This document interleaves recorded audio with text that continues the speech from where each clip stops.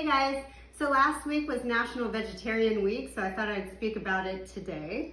I'm a little late, but that's okay. Better late than never. I have my sidekick, Shiloh, here. She's gonna listen in with us.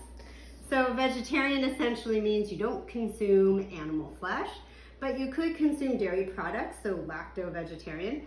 You could consume eggs, ovo-vegetarian, or both, lacto-ovo-vegetarian. Or you could be vegan, which is plant-based solely, and often excludes honey as well because it comes from bees. So I am really trying to emphasize a plant-derived diet. You don't have to be vegetarian, you don't have to be vegan at all, but these diets are really helpful for you and have a lot of great health benefits overall. So if you look at the literature through long-term studies like the Adventist Health 2 study, Epic Oxford, PreDiMed, you'll see overall that vegans, one extreme, have a 14% mortality risk, meaning risk of dying from all-cause diseases, so cardiovascular, diabetes, obesity, and cancers, only a 14% risk. But if you look at meat eaters, our typical American diet, they actually have somewhere between 38 to 40% increased risk. So it's huge differences. Somewhere in between is vegetarians, around 18% if you're lacto-ovo, and around the early 20s, 23, 24% if you're like a pescatarian, someone who consumes a plant-derived diet, but seafood and fish.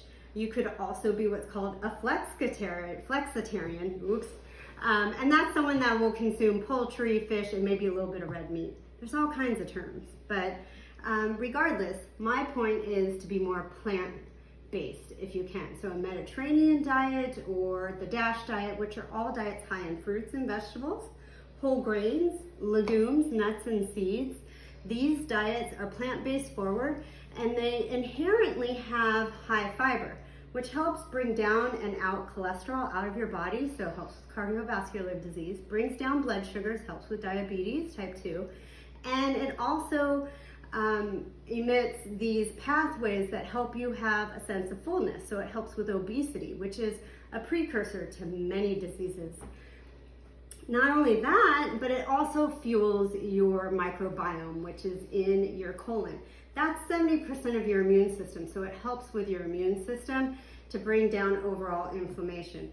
Additionally, they have antioxidants, so phytochemicals, and I've talked about that in previous videos. One, for example, is anthocyanins in your more red and dark blue, purpley fruits and veggies. Those guys help bring down inflammation, so there's a lot of added benefits with these foods. Additionally, they also have a positive environmental impact. So vegetarians have a 30% decrease in greenhouse gases versus non-vegetarian people. So it's a big impact there. If you're vegan, there are some nutrients you have to pay attention to. So B12, which comes from animal-derived products, or foods, excuse me. So nutritional yeast that's fortified with B12, 2 tablespoons a day will give you your needs, or you could supplement with it. Vitamin D tends to be low in vegan diets and vegetarian diets, so just make sure when you do your annual visit every year to make sure you have vitamin D and B12 labs drawn so you can see what those levels are.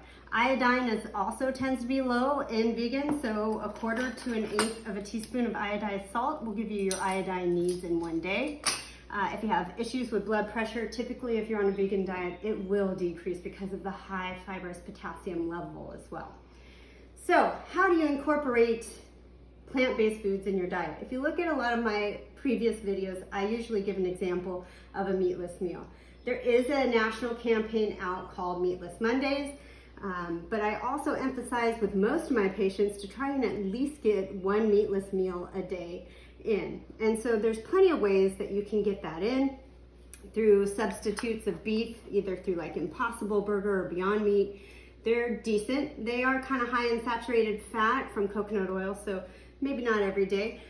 Baked tofu or tempeh are great options as well. You can toss on salads or throw in stir fries or put in wraps.